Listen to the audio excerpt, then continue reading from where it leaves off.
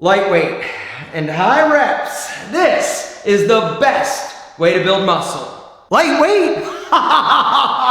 You gotta lift big to get big, baby. That is what it's all about. Gentlemen, today we are tackling the age-old question: how should you work out in order to build the best body possible? Is it better to go low weight, high reps, or do you get more muscle building bang for your buck going a little bit higher weight, lower reps? Guys, today we're gonna talk about it, but the first thing you need to identify is what is your, not anybody else's, your goal. You are going for muscle growth. You want to be a bodybuilder like I wanted to be. For those of you who don't know, I won Natural Nationals back in 2001. I wanted to look good. I wasn't focused or fixated on being super strong. I wasn't competing in powerlifting because the two are very different, and the way that you actually go about lifting and building that body are going to be different. I wanted to build big, aesthetic, balanced muscles, aka hypertrophy, which means like your muscles are getting bigger. I wasn't focused or fixated on strength or competing in powerlifting,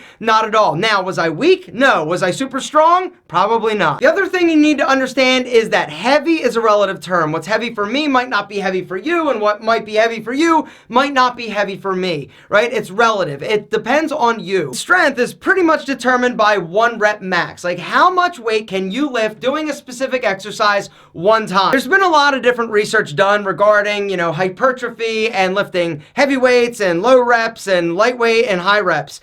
There was a gentleman by the name of Brad Schoenfeld who did like an analysis of a bunch of different studies. And what they found, and the research pretty much pointed to, if you're a beginner, right, you can do pretty much anything and get results because your body is fresh, it is new, muscles are like, yo, this is incredible, give me more. If you're a beginner just starting out, you can pretty much do anything and get results. But what you should not do is let your ego get in the way of you making progress, thinking that you've got to lift a certain amount or keep up with your friends or keep up with other people in the gym. This is one of the biggest mistakes new lifters and experienced lifters, because I see dudes in there like that have been doing it for years that lift too heavy. Use a weight you can control through the entire range of motion. Now, so you're a beginner, like we said, you can do anything, but what about people that have been in the gym? The studies, they did some more. They researched, they analyzed, and guess what they found? Essentially the same thing. Both work. They both work about the same. Now, there were minor differences, but at the end of the day, it boils down to your workout volume. Volume equals reps, as in like how many reps you're doing times the sets, how many times you're doing the series of reps, right? You know what sets are.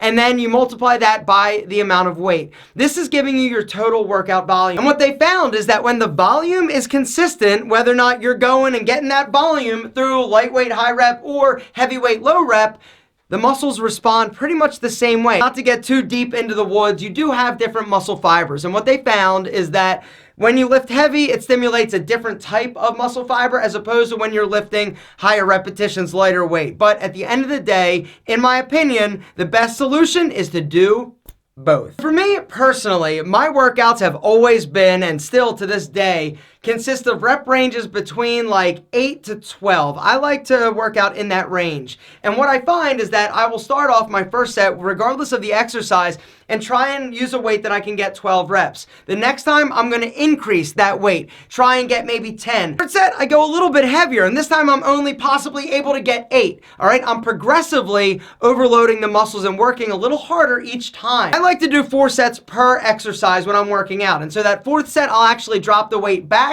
and lift as many times as I can until failure. Each set I perform, I am going to failure, right? If I can lift and like if I'm shooting for 10 and I can get 12, chances are I need to increase the weight. Guys, it's all about challenging your muscles. At the end of the day, it's about breaking down that muscle tissue to encourage muscle synthesis, to build them bigger, stronger, and more amazing. Personally, I also don't rest a long time in between my sets. I want to keep the tension. I want to keep the blood. I want to keep the muscle working as much as I possibly can in a very short window of time. And so I'll only rest for 30 to 45 seconds in between sets. Now, a lot of people are like, yo, that's way too short. You need more recovery in order to be stronger. This is true if you're going for strength. I have found for me, for me that it works better and I get better workouts in a shorter amount of time if I rest less. I do a lot of sets, I do a lot of reps, I don't rest a lot, I don't use super heavy weights.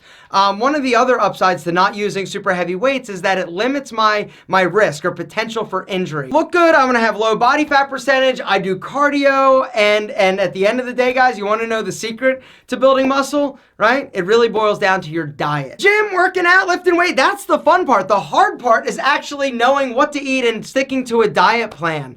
Guys, if you want to check out my workout and give it a try, it is right now absolutely free. If you hit that link down below, bodybuilding.com landing page. If you go to Tailored, right now they're offering a 7-day free trial. Right now, gentlemen, if you hit that link down below and go to our bodybuilding.com landing page, you're not only going to be able to see my pick for the top 10 best supplements to build a better body and get them at an incredible price, you're also going to be able to find Tailored. 6 weeks to living lean. It's my program I developed with bodybuilding.com. It's a 6-week lifestyle transformation program. We go into workouts. We also talk about diet. I take all of the guesswork out of it for you. There are some redundancies. Like I do push-ups a few times in my chest tricep workouts. I change my arm position, but at the end of the day, it's about breaking down the muscle tissue, shredding those muscle fibers and breaking their asses down. And then it's critical that you take protein. Guys, if you're not taking a protein supplement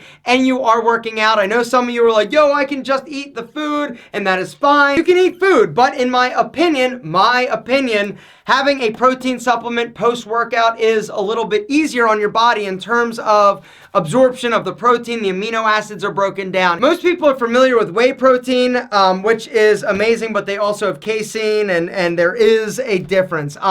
But the bottom line is this, is that this protein by the Signature Series of bodybuilding.com is absolutely ridiculous. It's delicious. It mixes incredibly easy. The taste is incredible. Also, like the ingredients, like the sodium is low, protein 25 grams, total calories 130, fat 2 grams, carbs only 3. Guys, this protein is amazing. If you're not taking any, hit that link down below and go grab it at an amazing deal. The other product that I would recommend is a multivitamin. I know that multivitamins get a bad rap, but it's something I've been taking for a super long time. New Chapter is my pick. In my opinion, it's critical that you give your body the nutrients that it needs in order for your body to do what it does. Now, can you get the nutrients from food?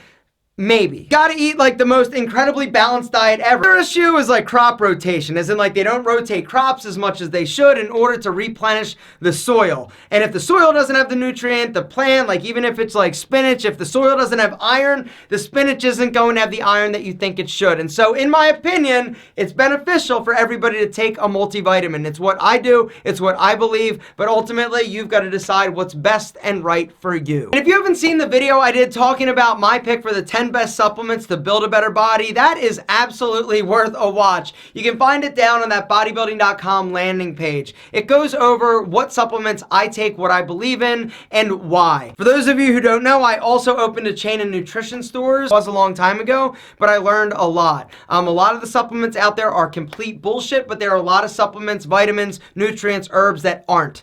And it's worth investigating. If you don't want to take a multivitamin, don't take a multivitamin. For me, I choose to because I believe in them. Protein supplements, I also take those. I also take L-quadricarb. Personal experience, I noticed a big difference when I started taking L-carnitine along with CLA on an empty stomach and doing fasted cardio. Opinion, my experience being a personal trainer to thousands of people back in the day and doing natural bodybuilding competitions and all sorts of things, that a lot of these people that have never done anything say that I am wrong, and that's just the way that it is because it's the internet. Gentlemen, there's a lot of incredible information out there. There's also a lot of bad information. You got to find your fitness Yoda, you got to double down, you've got to exercise, and you've got to find what's right for you. At the end of the day, the most important thing is that you get your ass moving, because there's nothing that's going to change your life and impact you in a positive way like working out. I'm here to tell you, it's the single best decision I ever made.